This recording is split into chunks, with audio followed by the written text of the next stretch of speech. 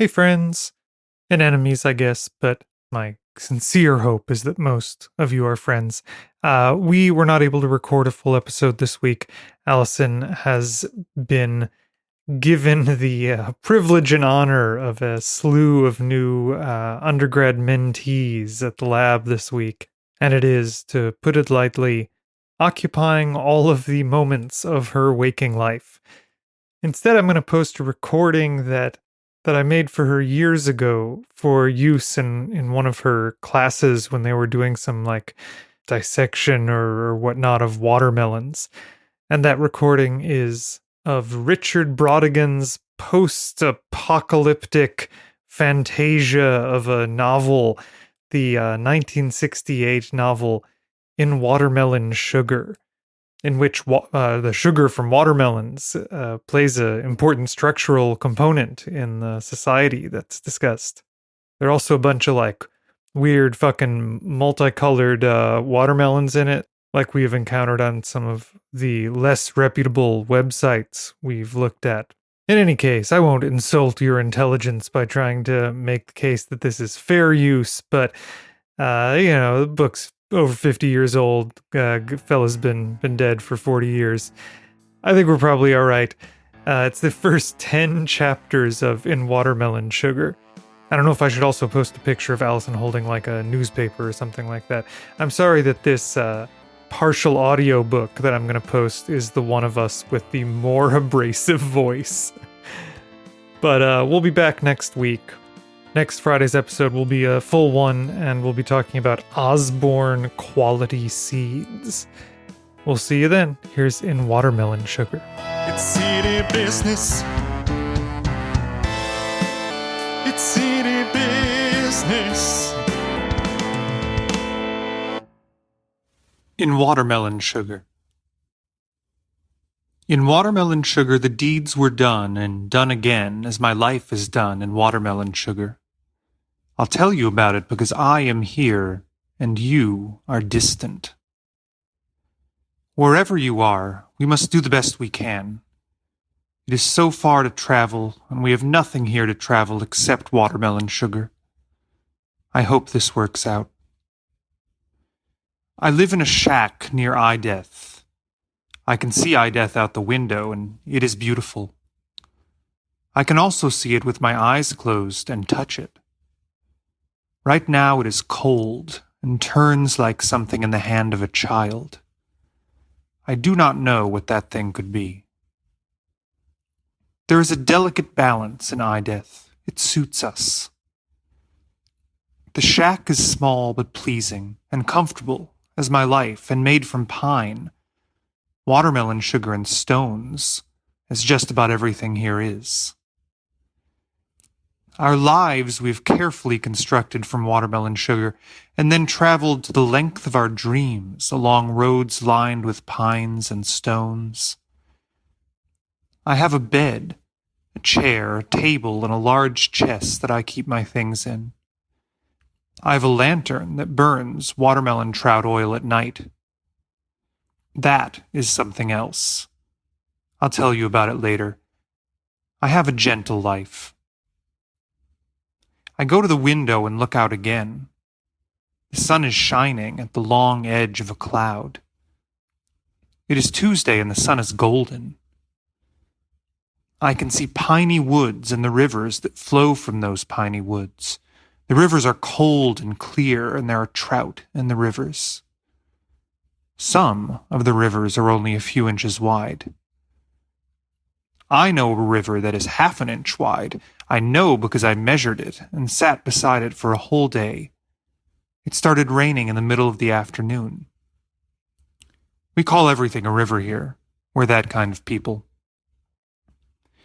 I can see fields of watermelons and the rivers that flow through them. There are many bridges in the piney woods and in the fields of watermelons. There is a bridge in front of this shack. Some of the bridges are made of wood, old and stained silver like rain. And some of the bridges are made of stone gathered from a great distance and built in the order of that distance. And some of the bridges are made of watermelon sugar. I like those bridges best. We make a great many things out of watermelon sugar here. I'll tell you about it, including this book being written near eye death. All this will be gone into, traveled in watermelon sugar. Margaret. This morning there was a knock at the door. I could tell who it was by the way they knocked, and I heard them coming across the bridge. They stepped on the only board that makes any noise. They always step on it. I've never been able to figure this out.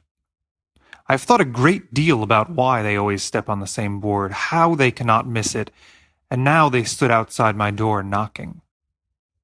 I did not acknowledge their knocking because I just wasn't interested. I did not want to see them. I knew what they would be about and did not care for it. Finally, they stopped knocking and went across the bridge, and they, of course, stepped on the same board. A long board with the nails not lined up right, built years ago and no way to fix it. And then they were gone and the board was silent. I can walk across the bridge hundreds of times without stepping on that board, but Margaret always steps on it. My name. I guess you are kind of curious as to who I am, but I am one of those who do not have a regular name. My name depends on you. Just call me whatever is in your mind. If you are thinking about something that happened a long time ago, somebody asked you a question and you did not know the answer, that is my name. Perhaps it was raining very hard. That is my name. Or somebody wanted you to do something, you did it. Then they told you what you did was wrong. Sorry for the mistake. And you had to do something else. That is my name. Perhaps it was a game that you played when you were a child, or something that came idly into your mind when you were old and sitting in a chair near the window.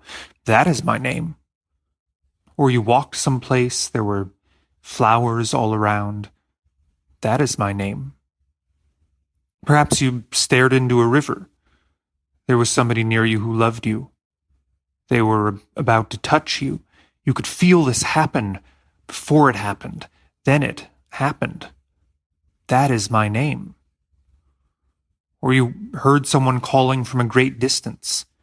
Their voice was almost an echo. That is my name. Perhaps you were lying in bed almost ready to go to sleep and you laughed at something, a joke, unto yourself, a good way to end the day. That is my name.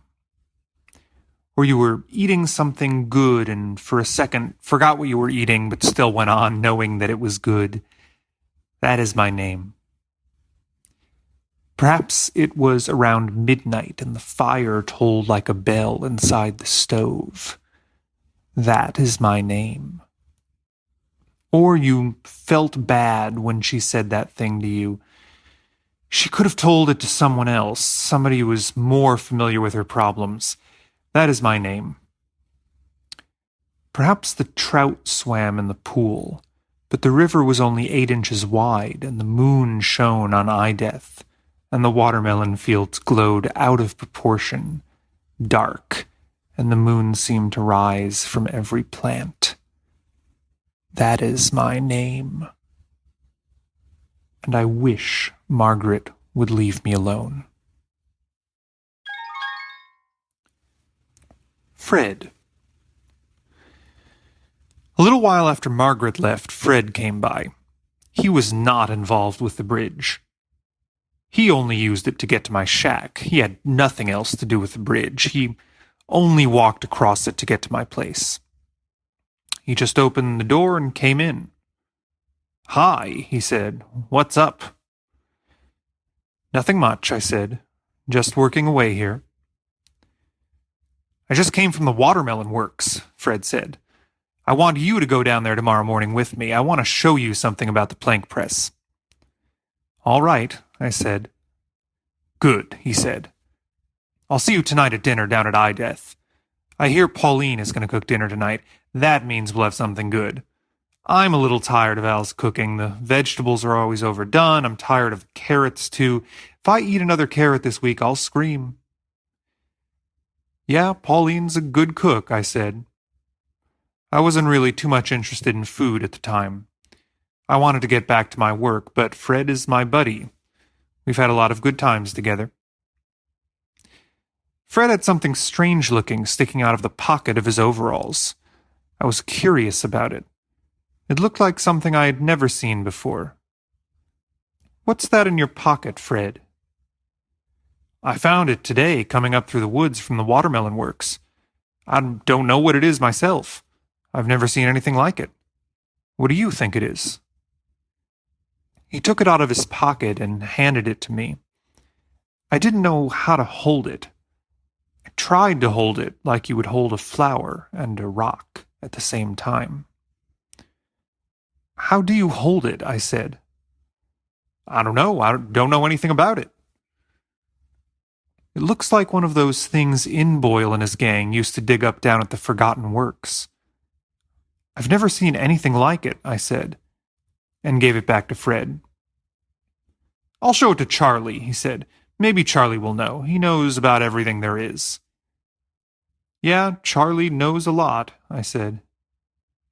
Well, I guess I'd better be going, Fred said. He put the thing back in his overalls. I'll see you at dinner, he said. Okay. Fred went out to the door.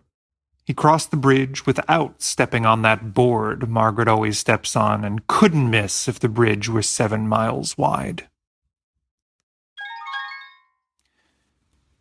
Charlie's idea.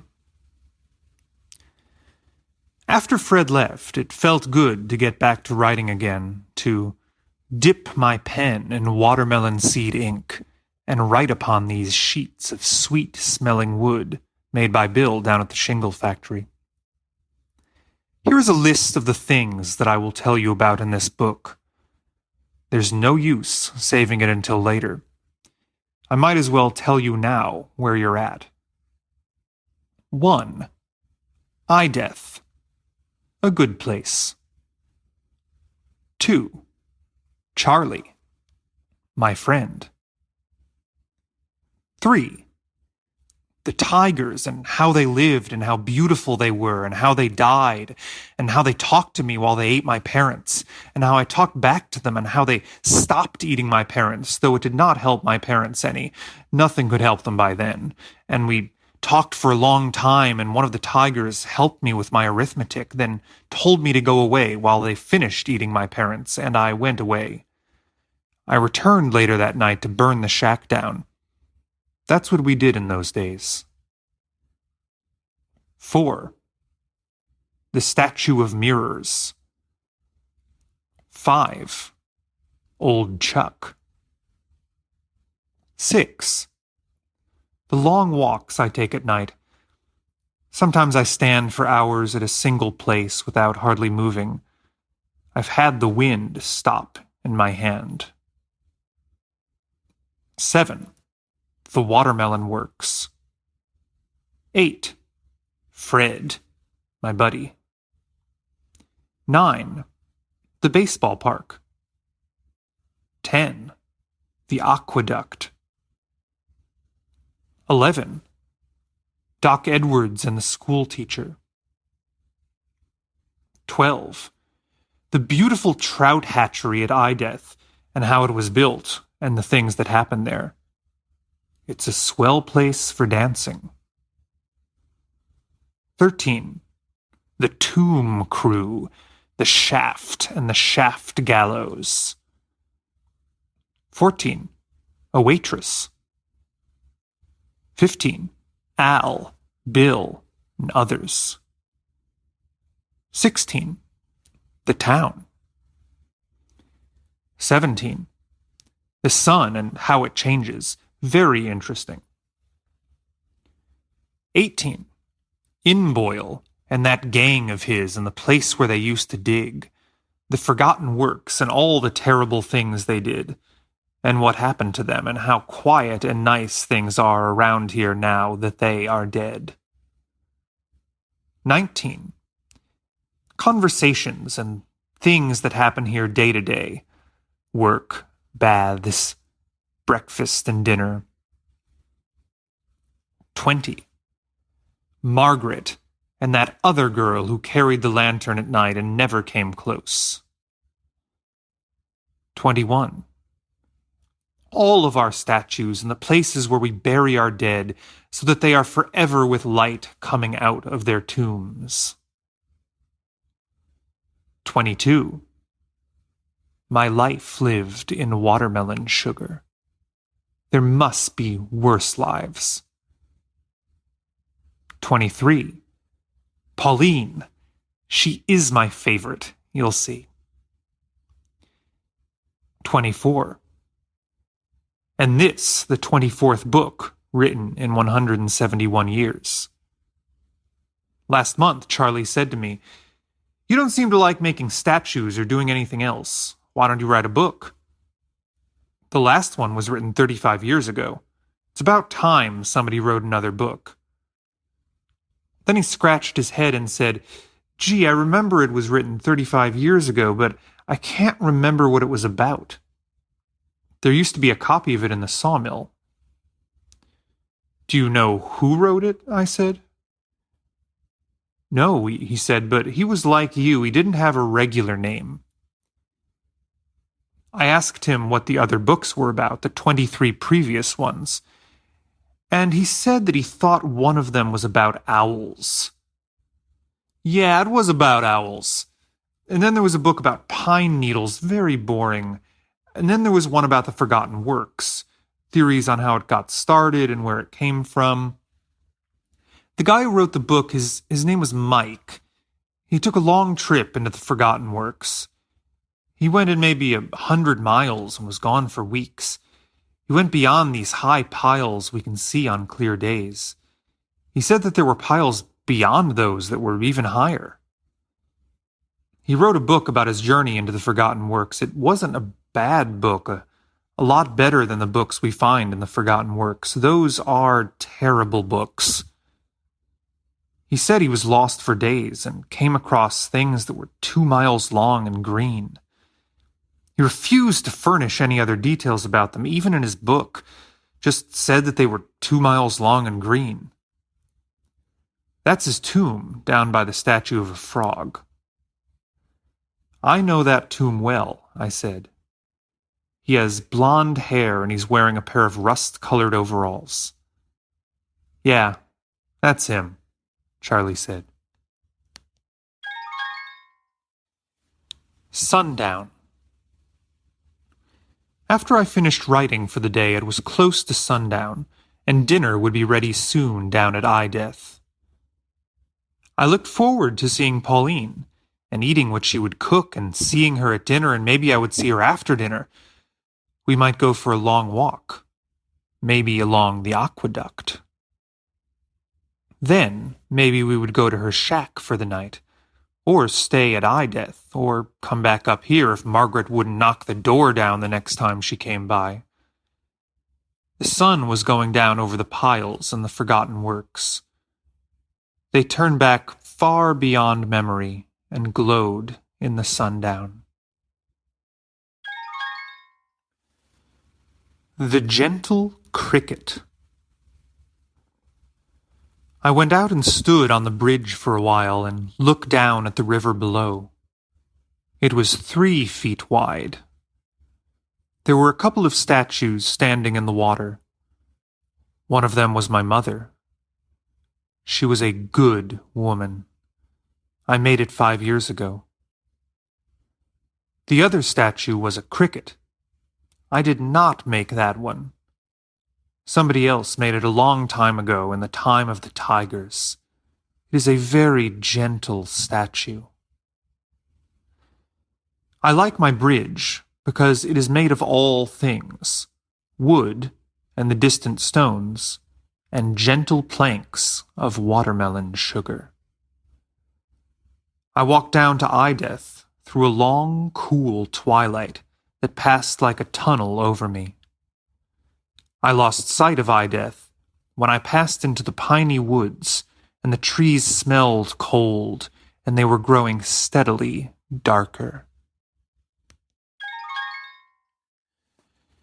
Lighting the bridges. I looked up through the pines and saw the evening star. It glowed a welcoming red from the sky, for that is the color of our stars here. They are always that color. I counted a second evening star on the opposite side of the sky, not as imposing but just as beautiful as that one that arrived first. I came upon the real bridge and the abandoned bridge. They were side by side across a river. Trout were jumping in the river. A trout about 20 inches long jumped. I thought it was a rather nice fish, and I knew I would remember it for a long time. I saw somebody coming up the road. It was old Chuck coming up from Death to light the lanterns on the real bridge and the abandoned bridge. He was walking slowly because he is a very old man. Some say that he's too old to light the bridges and that he should just stay down at Death and take it easy. But old Chuck likes to light the lanterns and come back in the morning and put them out. Old Chuck says that everybody should have something to do, and lighting those bridges is his thing to do. Charlie agrees with him. Let old Chuck light the bridges if he feels like it. It keeps him out of mischief. This is kind of a joke, because old Chuck must be 90 years old if he's a day, and mischief is passed far beyond him, moving at the speed of decades. Old Chuck has bad eyes, and did not see me until he was almost on top of me. I waited for him. "Hello, Chuck," I said. "Good evening," he said. "I've come to light the bridges." "How are you this evening?" "I've come to light the bridges." "Beautiful evening, isn't it?" "Yes," I said. "Lovely."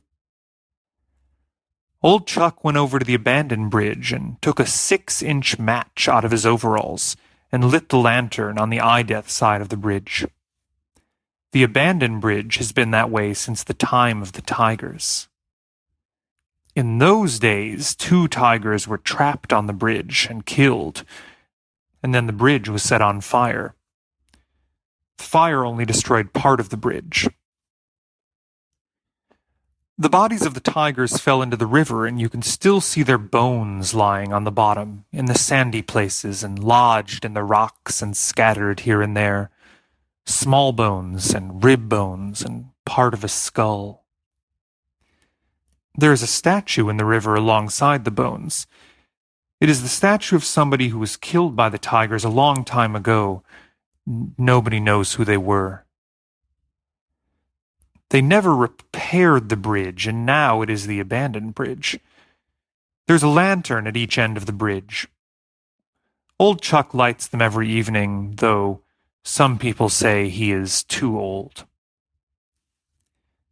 The real bridge is made entirely of pine. It is a covered bridge and always dark inside, like an ear. The lanterns are in the shape of faces. One face is that of a beautiful child, and the other face is that of a trout. Old Chuck lit the lanterns with the long matches from his overalls. The lanterns on the abandoned bridge are tigers.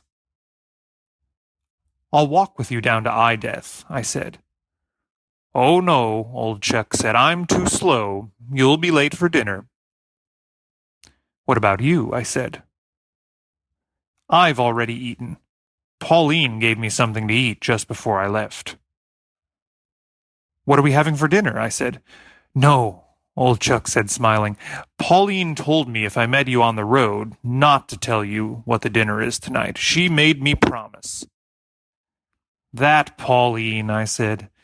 "She made me promise," he said.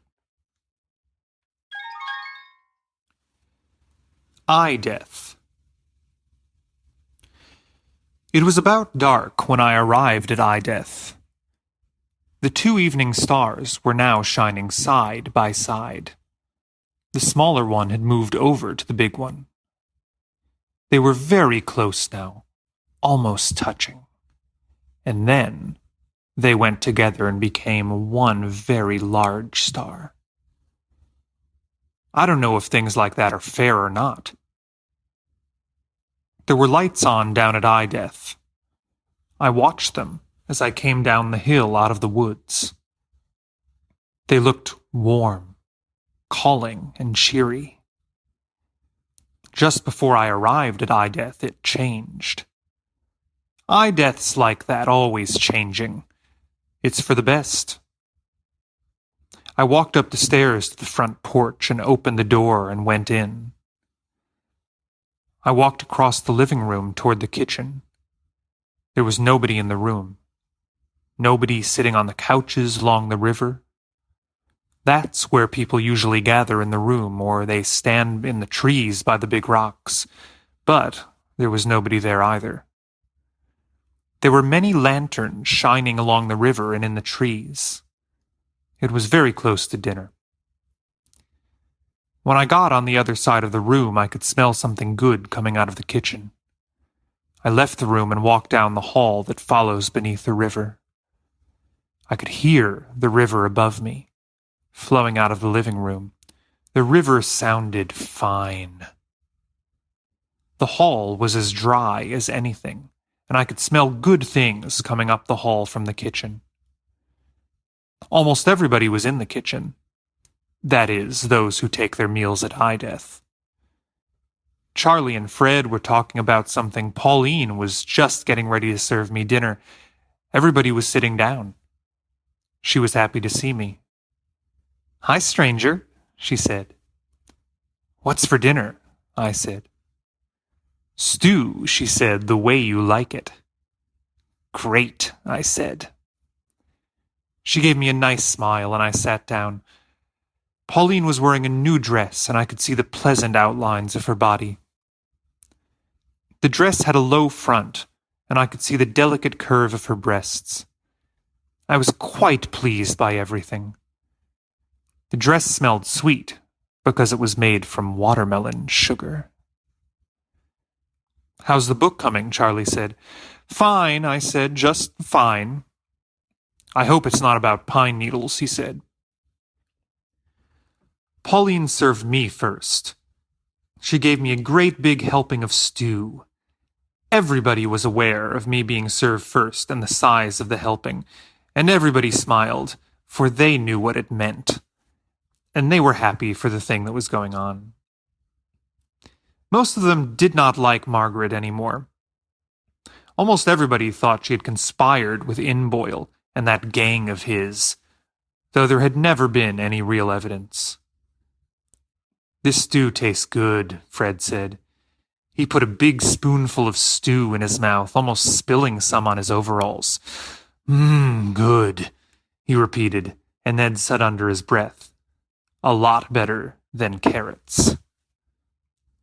Al almost heard him. He looked hard for a second over at Fred, but he didn't quite catch it, because he relaxed then and said, "It certainly is, Fred." Pauline laughed slightly, for she had heard Fred's comment, and I gave her a look as if to say, "Don't laugh too hard, dearie. You know how Al is about his cooking." Pauline nodded understandingly. "Just as long as it isn't about pine needles," Charlie repeated, though a good 10 minutes had passed since he'd said anything, and that had been about pine needles too. The Tigers. After dinner, Fred said that he would do the dishes. Pauline said, "Oh no," but Fred insisted by actually starting to clear the table. He picked up some spoons and plates, and that settled it. Charlie said he thought he would go in the living room and sit by the river and smoke a pipe. Al yawned. The other guys said they would do other things and went off to do them. And then old Chuck came in. "What took you so long?" Pauline said. "I decided to rest by the river. I fell asleep and had a long dream about the tigers. I dreamt they were back again." "Sounds horrible," Pauline said. She shivered and kind of drew her shoulders in like a bird and put her hands on them. No, it was all right, old Chuck said. He sat down in a chair. It took him a long time to sit down, and then it was as if the chair had grown him. He was in so close. This time they were different, he said.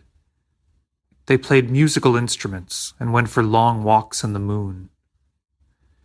They stopped and played by the river. Their instruments looked nice. They sang, too. You remember how beautiful their voices were. Pauline shivered again. Yes, I said. They had beautiful voices, but I never heard them singing. They were singing in my dream. I remember the music, but I can't remember the words. They were good songs, too, and there was nothing frightening about them. Perhaps I am an old man, he said. No, they had beautiful voices, I said. I liked their songs, he said. Then I woke up and it was cold. I could see the lanterns on the bridge. Their songs were like the lanterns, burning oil. I was a little worried about you, Pauline said. No, he said. I sat down in the grass and leaned up against a tree and fell asleep and had a long dream about the tigers, and they sang songs, but I can't remember the words. Their instruments were nice, too. They looked like lanterns. Old Chuck's voice slowed down. His body kept relaxing until it seemed as if he had always been in that chair, his arms gently resting on watermelon sugar.